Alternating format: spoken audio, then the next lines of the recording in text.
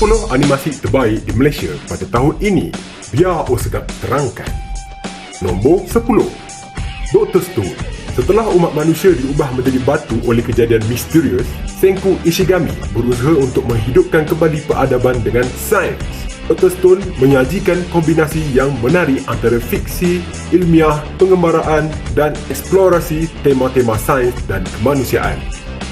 Nombor 9, Blue Lock. Animasi Blue Lock ini adalah sebuah cerita yang berkaitan sukan, iaitu bola sepak. Dalam cerita ini mengisahkan tentang pesaing yang sihat dalam perlawanan dan semangat-semangat pemain bola untuk terus bersungguh dalam dunia bola sepak. Sebuah program latihan khusus untuk mencari striker hebat yang akan membawa Jepun menjadi juara Piala Dunia. Nombor 8, My Hero Academia. Izuku Midoriya, seorang budak lelaki yang dilahirkan tanpa sebarang kuasa dalam dunia di mana memiliki kuasa itu telah menjadi satu perkara biasa. Namun begitu, dia masih bermimpi untuk menjadi seorang adiwira. Dia diperhatikan oleh All Might, wira terhebat Jepun yang akhirnya memilih Midoriya sebagai penggantinya selepas mengenali potensinya. All Might juga membantu untuk mendaftarkannya di sekolah menengah khusus untuk wira-wira yang masih di dalam latihan. Nombor 7, Uzumaki Boruto. Animasi ini adalah sambungan daripada cerita Uzumaki Naruto. Cerita ini mengisahkan tentang pengembaraan Boruto, anak kepada Naruto, dalam menghadapi ancaman baru dan melindungi desa Konoha. Cerita Uzumaki Boruto juga telah meneruskan warisan Naruto dengan menyajikan cerita yang menarik, karakter yang berkembang dan aksi ninja yang mantap. Seterusnya, nombor 6, One Punch Man, atau dikenali sebagai lelaki satu penumbu. Animasi ini menceritakan tentang seorang pahlawan iaitu Saitama yang bosan kerana kekuatannya terlalu kuat sehingga dia dapat mengalahkan musuh dengan hanya satu pukulan sahaja. Sangat tidak masuk akal, tapi cerita dia memang best. One Punch Man adalah siri anime yang menyeronokkan dan menghiburkan. Ia mempunyai aksi yang hebat, watak-watak yang menarik dan humor yang lucu. Jika anda mencari anime aksi komedi yang menyeronokkan, maka One Punch Man adalah siri yang sesuai untuk anda. Nombor 5, Spy X Family. Anime ini mengisahkan seorang perisik yang perlu membina keluarga untuk melaksanakan misi. Tanpa menyedari bahawa gadis yang diambilnya sebagai anak angkat serta wanita yang bersetuju berkahwin palsu dengannya masing-masing punya kuasa membaca minda dan membunuh licik. Perisik tersebut, Twilight, bekerja untuk Westalis, sebuah negara yang sedang berperang dengan Ostania. Dia diberikan misi untuk menyelinap masuk ke Eden Academy, sebuah sekolah elit di Ostania, dan mendekati Donovan Desmond, seorang ahli politik Ostania yang berpengaruh. Untuk melakukan ini, Twilight harus mengadopsi anak dan menikahi wanita. Dia mengadopsi Anya, seorang gadis yang boleh membaca fikiran, dan menikahi Yo, seorang wanita yang bekerja sebagai pembunuh. Nombor 4, Jujutsu Kaisen.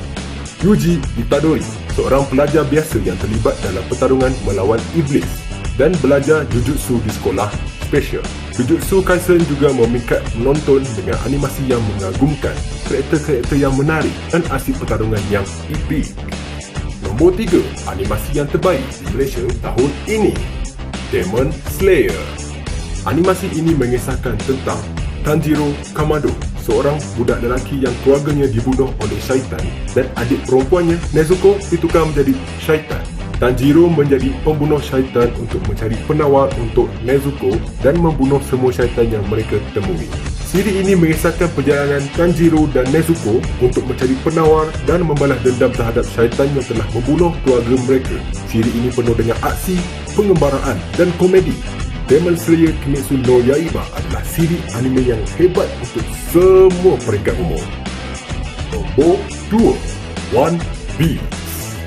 Siri animasi Jepun yang popular yang ditulis dan ilustrasikan oleh Ichiro Oda. Ia telah disiarkan di televisyen sejak 1999 dan telah menjadi salah satu siri anime paling berjaya sepanjang masa.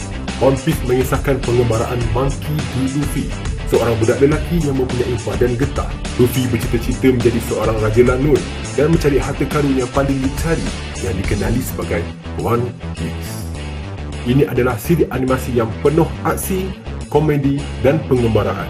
ia telah menarik minat penonton dari semua peringkat umur dan menjadi salah satu siri animasi yang paling popular di dunia. Nombor 1. Attack on Titan. Animasi ini mengisahkan tentang dunia yang di mana manusia dihadapkan dengan ancaman makhluk gegasi yang dipanggil Titan. Titan adalah makhluk humanoid yang tidak berfikir yang hanya makan manusia.